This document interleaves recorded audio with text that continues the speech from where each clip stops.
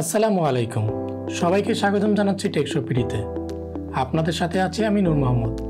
আজকের ভিডিওতে আমরা জানব রাসবেরি পাই পিকো কি, এটি কিভাবে ব্যবহার করতে হয় এবং এর মধ্যে কি কি ফিচার রয়েছে।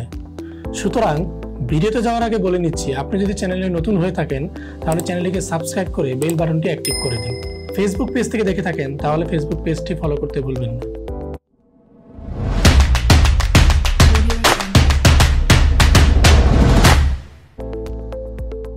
ইলেকট্রনিক জগতে মাইক্রোকন্ট্রোলার নিয়ে কাজ করেন তাদের অনেকের মধ্যেই পরিচিত এভিআর, পিক এবং 8051 সিরিজের মাইক্রোকন্ট্রোলারগুলো। বিশ্বের মধ্যে অনেকগুলো দেশে মাইক্রোকন্ট্রোলার চিপ ম্যানুফ্যাকচার করেন। তাদের মধ্যে রয়েছে Texas Instrument, microchip company, Silicon Lab, Intel, ST micro electronics, Renesas Technology Corporation এবং Dallas Semiconductor. Raspberry Pi Pico হলো উচ্চ কার্যক্ষমতা সম্পন্ন একটি মাইক্রোকন্ট্রোলার বোর্ড, যে বোর্ডটি ডিজাইন করেন রাসবেরি পাই ফাউন্ডেশন এবং এটি ম্যানুফ্যাকচার করেন রাসবেরি পাই লিমিটেড। আপনারা যে বোর্ডটি দেখতে পাচ্ছেন এটি রাসবেরি পাই পিকো। এটি তৈরিতে ব্যবহার করা হয়েছে RP2040 চিপ। রাসবেরি পাই পিকো 21শে জানুয়ারি 2021 সালে অফিসিয়ালি রিলিজ হয়, যার খুচরা মূল্য ছিল মাত্র $4। ওই সময়ে বাংলাদেশি টাকায় মাত্র 340 টাকা।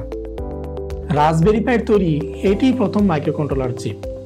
চিপটি সিলিকন 2mm স্কোয়ার 40 ন্যানোমিটার দিয়ে তৈরি 7x7mm QFN56 প্যাকেজ। RP2040-তে রয়েছে dual core arm Quotex M0 processor. এর সর্বোচ্চ ক্লক স্পিড 133 মেগাহার্টজ এবং এর ফ্ল্যাশ মেমোরি 2 মেগাবাইট। রাসবেরি পাই পিকোতে রয়েছে 26টি মাল্টিফাংশনাল জিপিআইও পিন। এর মধ্যে রয়েছে 2টি ইউআরট, 2টি I2C, 2টি SPI এবং 16টি PWM চ্যানেল। পিকোতে আরও রয়েছে 264 কিলোবাইটের SRAM, 3টি ADC পিন এবং 3 পিনের সিরিয়াল ডিবাগ পিন। রাসবেরি পাই পিকোকে প্রোগ্রাম করতে ব্যবহার করা হয় মাইক্রো USB পোর্ট। বোর্ডের দুই পাশে রয়েছে 40টি ইনপুট আউটপুট পিন। বোর্ডটির GPIO 25 পিনের সাথে একটি LED সংযুক্ত রয়েছে।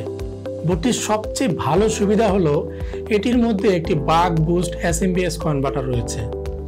এর ফলে 1.8 ভোল্ট থেকে 5.5 ভোল্টের মধ্যে যে কোনো ভোল্টেজ অ্যাপ্লাই করা যায়। রাসবেরি পাই পিকোর প্রতিটা GPIO পিনের ভোল্টেজ লেভেল 3.3 ভোল্টের। প্রোগ্রামিং করার জন্য C++ ছাড়াও পাইথন দিয়ে প্রোগ্রামিং করা যাবে এই বোর্ডটিকে। ইতিমধ্যে বোর্ডটির জন্য ডেডিকেটেড একটি আইডিও রয়েছে যা পাইথন সাপোর্টেড। আজ আমরা রাসবেরি পাই পিকো ব্যবহার করে একটি প্রোগ্রাম করে দেখব। এর জন্য আমরা ব্যবহার করব Thonny IDE, যা পেয়ে যাব thonny.org-তে। প্রোগ্রামিং করার শুরুতেই আমরা Thonny IDE-টি ডাউনলোড করে নিব। এজন্য আমরা গুগলে চলে যাব। গুগলে গিয়ে লিখব Thonny IDE, এরপর thonny.org-র লিঙ্ক চলে আসবে, আমরা এখানে ক্লিক করব। এরপর যেহেতু আমার উইন্ডোজ, এজন্য আমি উইন্ডোজ সফটওয়্যারটি ডাউনলোড করে নেব। তো বিটটা খেয়াল রাখবো, 64 বিট হলে 64 বিট আর 32 বিট হলে 32 বিট নামাতে হবে। কিছুটা সময় নেবে, এটা ডিপেন্ড করে আপনার ইন্টারনেট স্পিডের উপর।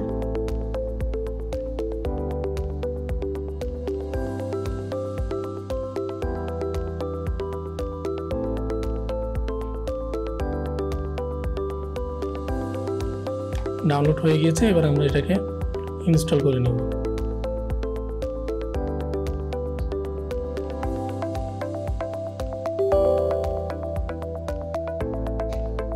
নেক্সট। ইনস্টল খুব সহজ, অন্যান্য সফটওয়্যারের মতোই।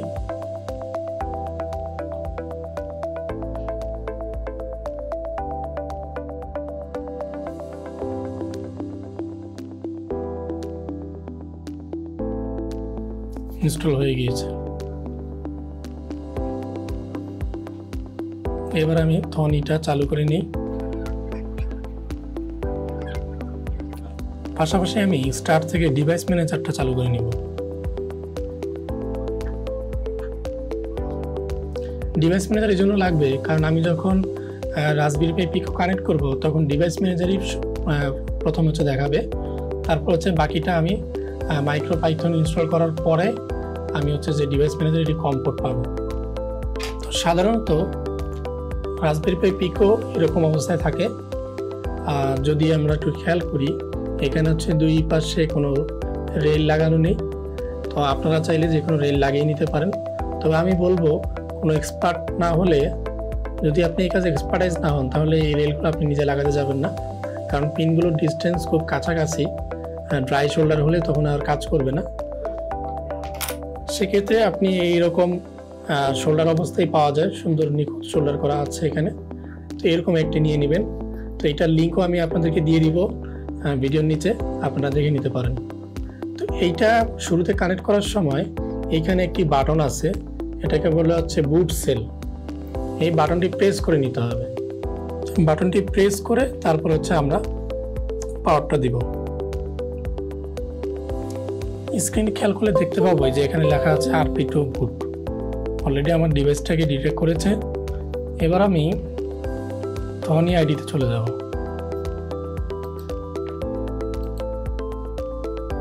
রানে যাব, রানে থেকে কনফিগারেশন, ইন্টারপ্রেটার, এখান থেকে রাসবেরি পাই পিকোটা সিলেক্ট করে নিব।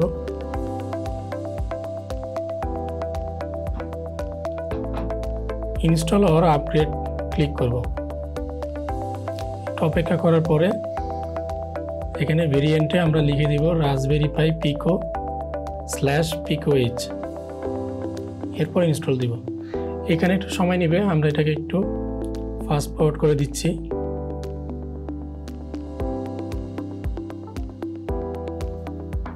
হয়ে গেছে, এবার ক্লোজ দিয়ে বের হয়ে আসলে হবে। খেয়াল করে দেখেন ডিভাইস ম্যানেজারে COM7 ডিটেক্ট করেছে। এখানেও আপনার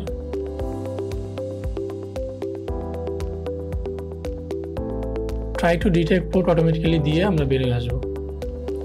দেখেন আইডির ভিতরে অলরেডি নিচের দিকে তাকালে দেখতে পাবেন মাইক্রোপাইথন, রাসবেরি পাই পিকো, পাশে বোর্ডের কম পোর্ট দেওয়া আছে COM7, অর্থাৎ ডিভাইস ম্যানেজার যেটা দেওয়া আছে সেটাই। আমরা ডিভাইস ম্যানেজারটি কেটে দিচ্ছি। তো আমাদের আইডি রেডি হয়ে গিয়েছে। আমরা এখানে একটা প্রোগ্রাম লিখব। আমরা একটা বেসিক প্রোগ্রাম লিখব, শুধুমাত্র যে রাসবেরি পাই পিকোর মধ্যে যে ইয়েটা রয়েছে, এলইডি বিল্ট ইন এলইডি রয়েছে, সেটাকে আমরা শুধু অন অফ করব। লিখে নিই ফ্রম মেশিন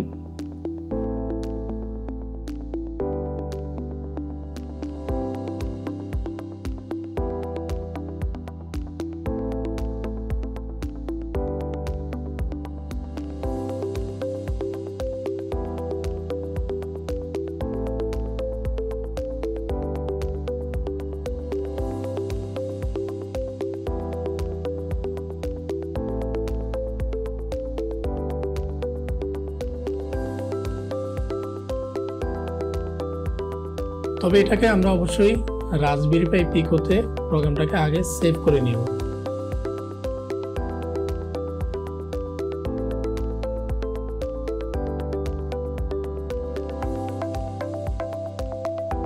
তো খেয়াল করলে দেখতে পাবো আমার এলইডি ব্লিঙ্ক করতেছে।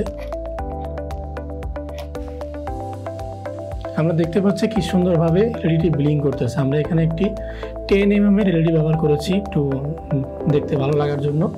সো আপনারা চাইলে যে কোনো এক্সপেরিমেন্টে এইভাবে করতে পারবেন। তো এই ছিল আজকের ভিডিওটি কেমন লাগলো অবশ্যই কমেন্ট করে জানাবেন। আপনি যদি চ্যানেলে নতুন হয়ে থাকেন তাহলে চ্যানেলটিকে সাবস্ক্রাইব করে পাশে থাকা বেল বাটনটি অ্যাক্টিভ করে রাখুন। নতুন ভিডিও আপলোডের সাথে সাথে নোটিফিকেশন পেয়ে যাবেন। ভিডিওটি যদি ফেসবুক থেকে দেখে থাকেন তাহলে পেজটি ফলো করতে ভুলবেন না। দেখা হবে পরবর্তীতে নতুন কোনো ভিডিও নিয়ে। আসসালামু আলাইকুম।